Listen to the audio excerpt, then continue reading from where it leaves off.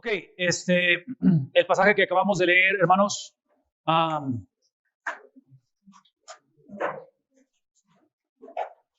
cuando el escritor de Hebreos habla en el versículo número 10, dice, porque Dios no es el mismo pasaje, porque Dios no es justo para olvidar vuestra obra, no es injusto, perdón, para olvidar nuestra obra y el trabajo de amor que habéis mostrado hacia su nombre, habiendo Dios servido a los santos y sirviéndoles aún.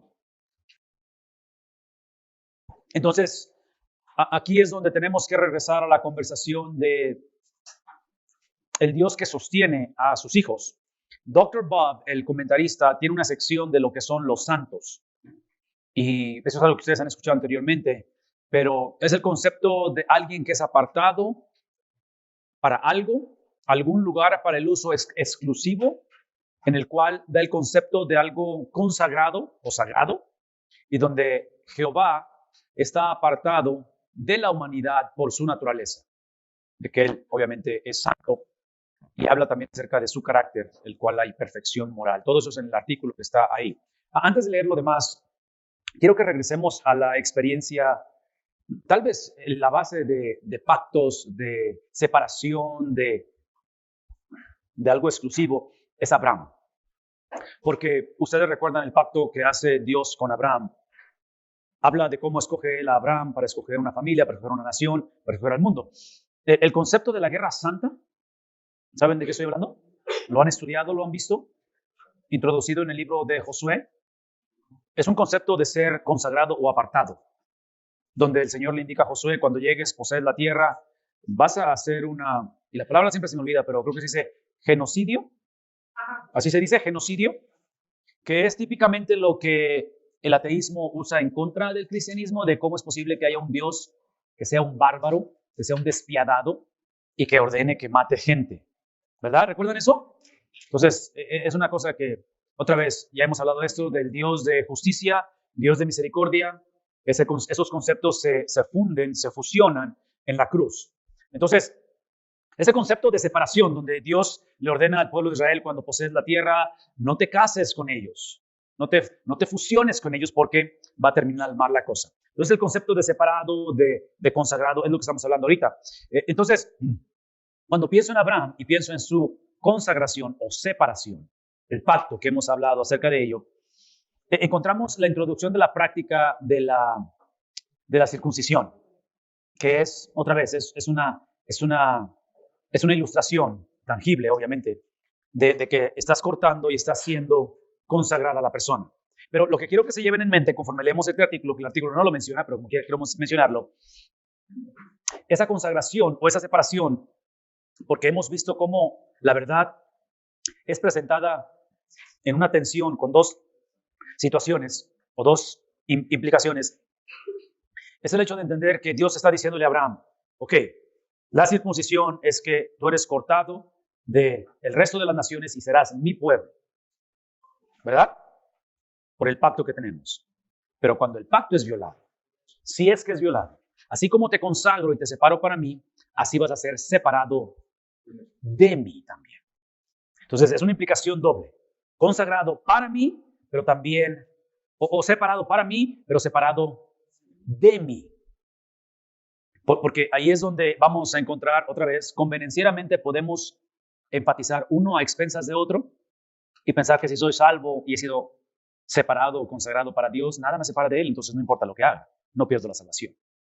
Y Dios dice, no, eso es libertinaje, eso es abuso del pacto, ¿verdad? Porque la separación se hace en contexto de un pacto.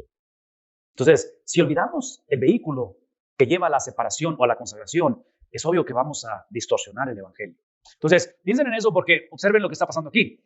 Habla acerca del Dios que creó a los humanos para compañerismo consigo mismo, pero Génesis 3, la caída, causó una barrera relacional y moral entre Dios, que es santo, y la humanidad, que no lo es, que es pecaminosa. Por lo tanto, Dios decide, ¿qué cosa?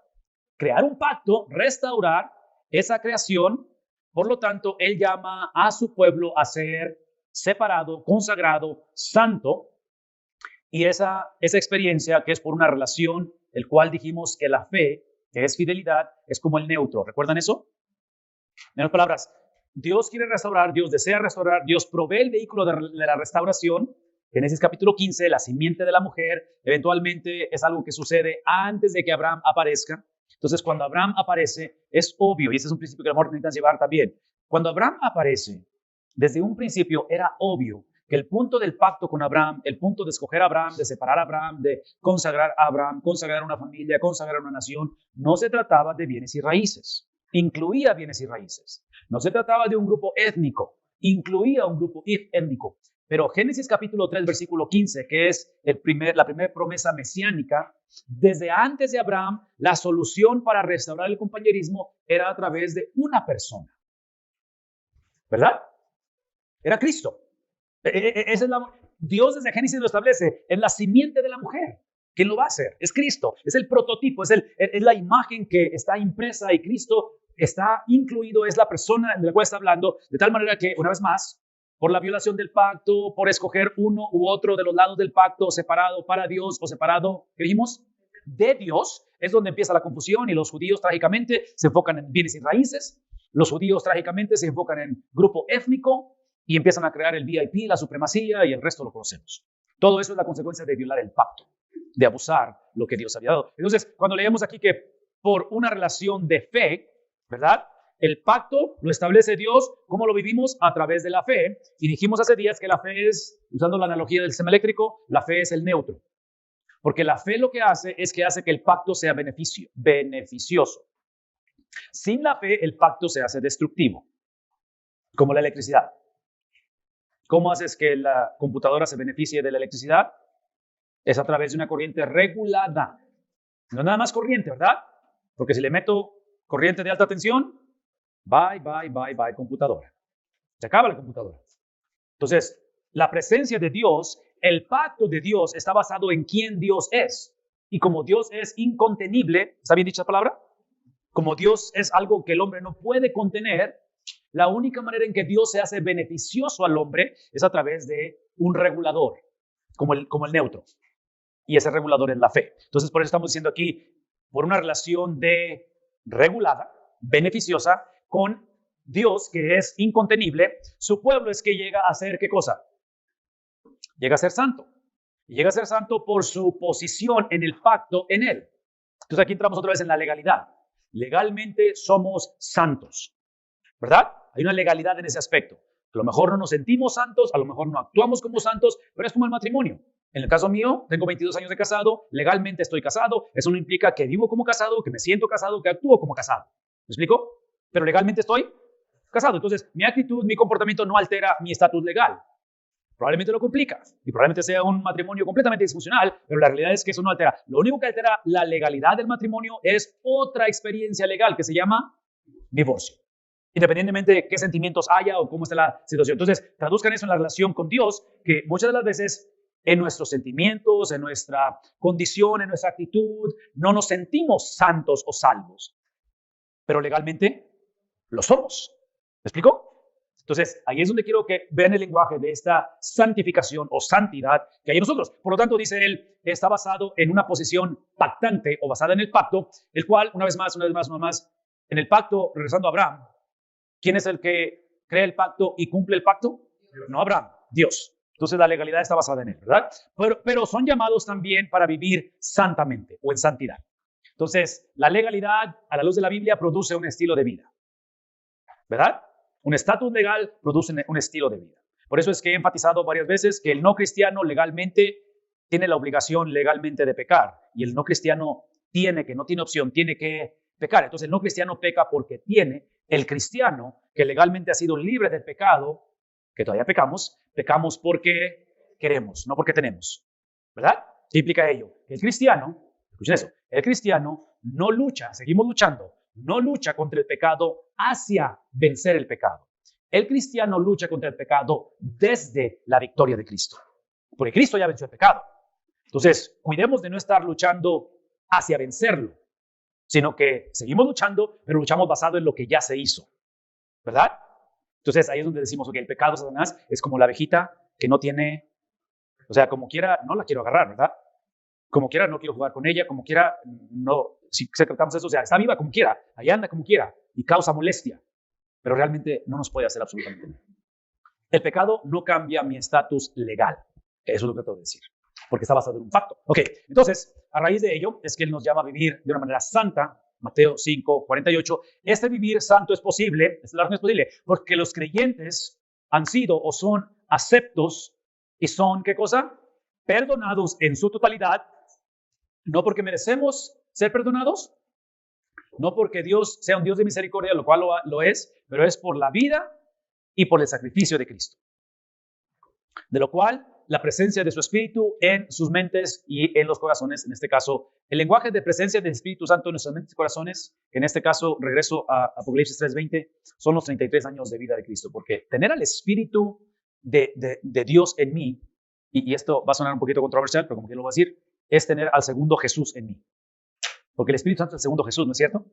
No que haya dos, así es que no lo pongan en Facebook ni hagan cosas. Simplemente estoy diciendo que no es uno u otro, es el mismo. ¿Sí me explico? Entonces, Apocalipsis 3:20, cuando hemos explicado la analogía de abrir la puerta y dejarlo que entre, no para llenura, no para sello, pero para llenura, o para ser llenado, estoy hablando de quien está entrando constantemente a mi vida diariamente. ¿Es quién? Son los 33 años de vida de Cristo. Los cuales, una vez más, esos 33 años de vida, aparentemente, o por lo que entendemos, constantemente empiezan a gotear o a salirse de mí. Y es donde empieza mi carnalidad, mi pecaminosidad, mi dominio empieza a incrementar. Entonces, la lucha que tenemos interna es una lucha que está basada en ese dominio que todavía existe, ese control de quién domina en este aspecto. Pero eso no cambia la legalidad, porque Cristo, Apocalipsis 3:20, no entra a mí diariamente para sellarme. Entra diariamente ¿para qué? Para llenarme. Esa es la diferencia. Entonces, en este caso, habla acerca de cómo esto establece una situación paradójica de, número uno, siendo santo por causa de la justicia imputada. ¿Saben lo que es eso? Sí, es la doble transacción, la doble imputación, la doble transferencia acerca de Cristo, ¿sí? Siendo Él santo, eso es lo que Él depositó en mí. Son los 33 años de vida, su justicia, su santidad, su perfección es puesta en mí, de tal manera que somos llamados a vivir de una manera santa por causa de la presencia del Espíritu. Entonces, lo que quiero que se lleven con eso también es de que esta cuestión de la santidad no es, la santidad o la santificación no es la ausencia de pecado, es el crecer a la imagen de los 33 años de vida de Cristo. Porque una vez más, y aquí otra vez, estoy repitiendo lo que digo, pero espero que empiece a conectar la conversación, es de que en legalidad el pecado no tiene dominio en mí, pero lo que tiene el pecado en mí, ¿qué es? Influencia. El pecado no va a desaparecer, la influencia del pecado no va a desaparecer de mí. ¿Sí? No va a desaparecer de mí, siempre va a estar presente hasta el día en que mi cuerpo se separe de mi espíritu, mi cuerpo, o lo que queda de mi cuerpo, porque por lo que vemos está deteriorándose cada vez más, sea puesto en un sepulcro, mi espíritu va ante la presencia del Señor y eventualmente un día mi espíritu se reúne con el cuerpo, no el mismo cuerpo, pero el cuerpo glorificado, y es donde entramos en esa desaparición completa de la influencia del pecado. Entonces, eso es lo que dice diciendo el cielo. Mándeme. Yo tengo una pregunta referente a eso. Está diciendo que la influencia pecaminosa únicamente existe en la carne, no en el espíritu, porque eso me hace pensar en la maldad de los seres espirituales que son malvados. Los demonios. Y la tendencia que le pagan únicamente en la carne, pues en el espíritu, porque también lo que necesita ser glorificado y transformado es el espíritu, y metiéndome en el pensamiento judaico, donde el corazón y la mente es la misma. Y ellos ven al espíritu también, junto con la mente. Y la mente sabemos que es malvada, es perversa. Quizás en un sentido espiritual y sacándolo tanto de este terreno material, la mente no es una cuestión de la carne, ¿La mente no es una cuestión de la carne? Yo creo que completamente no. Ok, pero no estás separando la mente de la carne, ¿verdad? La razón que te pregunto es porque tenemos que tener cuidado de que la perspectiva bíblica es que somos, al ser creados a la imagen de Dios, es que somos un ser completo, de que no somos separados entre nuestro espíritu y nuestro cuerpo y que uno es más importante que otro. Ahora, la cuestión de lo que estás preguntando es muy importante porque entra el tema ahora de las áreas que mencioné al principio o anteriormente, donde hemos visto que cuando toqué el tema de la profecía y que dije, okay, cómo termina la vida, cómo inicia la vida, ambas áreas en la Biblia están como medias así no claras. no detalladas como las quisiéramos nosotros. Entonces, parte de ello inclusive yo diría que es la vida después de la vida. La vida después de la vida no está detallada como la quisiéramos nosotros, ¿verdad? Todo lo que sabemos es que, inclusive encontramos en el Nuevo Testamento, que es cuando estamos ausentes del cuerpo, estamos presentes con el Señor. Entonces implica que literalmente la persona va ante la presencia del Señor instantáneamente. No creemos que hay un estado intermedio de ello. Pero, ¿a dónde voy es esto? El modelo a seguir en cuestión de la vida eterna o del cielo lo que es que Cristo está en el cielo físicamente. Él sigue poseyendo un cuerpo físico, glorificado. Entonces la implicación aquí es de que es el cuerpo que recibiremos, un cuerpo glorificado, físicamente hablando. Hay muchas cosas que son misterio porque, otra vez, la Biblia escoge no revelarlo, pero ¿a dónde voy es esto? Cuando hablo de la ausencia del pecado, estoy hablando de la presencia de la glorificación. Entonces, cuando hablas de seres espirituales, en este caso demonios, Satanás, estás hablando de seres no glorificados. Entonces, en este caso no estoy enfatizando nada más la ausencia de algo, pero la presencia de algo. ¿Sí vemos la diferencia? Entonces, siento que tu pregunta está basada más que nada en la ausencia de algo, que en este caso es lo físico, pero obviamente para nosotros la separación de nuestro espíritu con su cuerpo, que otra vez, aquí hay un poco de especulación, porque la Biblia no te da detalle de ello, pero tengo la impresión, esta es la impresión que tengo por lo que leo en la Biblia, de que la presencia inmediata ante Cristo al momento de morir, y hasta el momento en que Cristo venga por segunda vez, porque cuando Él viene por segunda vez es cuando nuestro espíritu se une a ese cuerpo glorificado. Entonces, este periodo en el cual es como intermedio, pero es ante la presencia de Dios, nuestro espíritu, tengo la impresión que el compañerismo con Dios o con Cristo es limitado. Esa es mi impresión.